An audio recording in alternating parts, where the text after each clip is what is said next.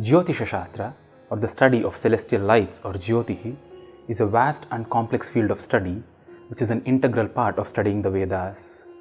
Today, astrological predictions, which is just one of the many sections of Jyotisha Shastra, has become so massively popular that the term Jyotisham itself is used to refer to predictions alone. This is very similar to how Yoga Shastra has been appropriated to mere postures or asanas, and how Kama Shastra has been appropriated to various ways of intercourse. While we enjoy the benefits of such popular segments of these Shastras, it is very important to remember that these fields of knowledge are far wider and deeper than just their market-friendly topics. In this video, let us start with our exploration of the basics of Jyotisha Shastra by understanding the concept of time and various units of time measurement in Sanskrit. It is easy to understand how repetitions and oscillations are important in measuring time intervals. But at a more basic level, time in itself is seen as a consequence of the cyclical nature of existence. It is only because of the cycles in nature that time is both felt and measured. No wonder the movement of time is known by the words Samaya Chakra and Kala Chakra, denoting a cyclical movement in Sanskrit.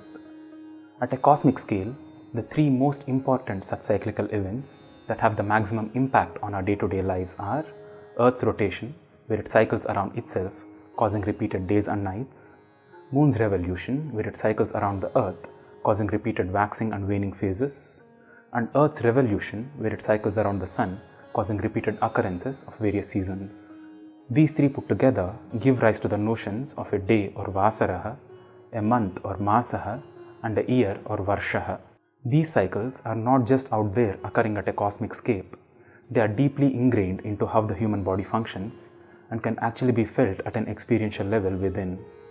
The cycles of days and nights are of course the most evident and are unmissable to even somebody living blatantly, but by sharpening one's perception, various other cycles the human body is in constant rhythm with can also be felt.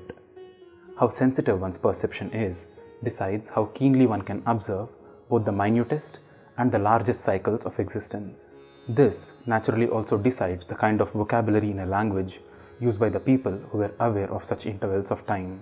Cutting down into shorter and shorter cycles, one complete cycle of day and night is called as Ahoratram, where the word Ahaha means a day and Ratram means a night.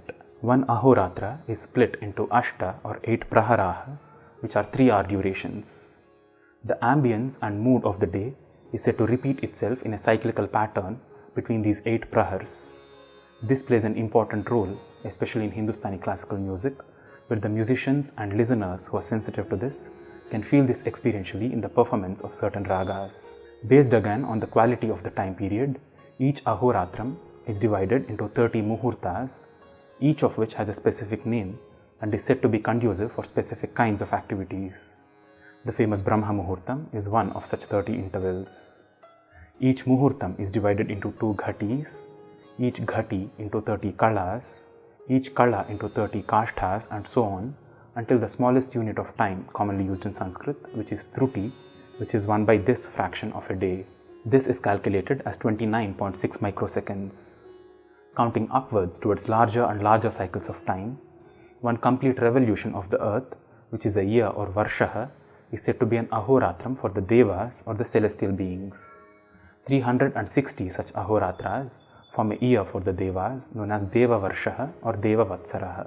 12,000 of such Deva Varshas form a cycle of 4 yugas, 71 such yugas form a Manvantara, and so on, until a Brahma Varshaha, which is one complete year for the Creator, which is these many number of years on earth. There are also other units of time, both on the smaller and the larger sides, depending on the type of activity the calculation is made for. The Sanskrit words used to denote each of them encapsulate their meaning and significance. Now, this is not just to flaunt the counting capabilities of our ancestors, who are largely credited only for the concept of zero, which is a marvel in itself, but just imagine if a civilization explored the measurement of time in such microscopic and macroscopic detail. Imagine the profoundness of perception that led them to do this.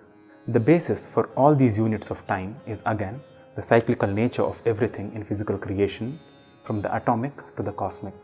All the rituals are conducted with this understanding in mind, and the festivals timed based on these 3 major cyclical events that have the most prominent impact on our day-to-day lives. The names of each of these tithis, masas, varshas, yugas, manvantaras and kalpas, and the stories associated with them depict a deep understanding of the movements in the celestial sphere and how they affect life on earth. To add to this lore are the stories of the celestial objects themselves, like various grahas, nakshatras and rashis, the relationships between them and so on. It is important to understand all these stories and the insights that they convey in the right context. I hope that you enjoyed watching this video and have a clear understanding of the concept of time in Jyotisha Shastra. Share this video across with those whom you think might benefit from this. If you wish to support the production of more videos like these, consider becoming a sponsor on Patreon or make a one-time contribution, all through the links in the description below.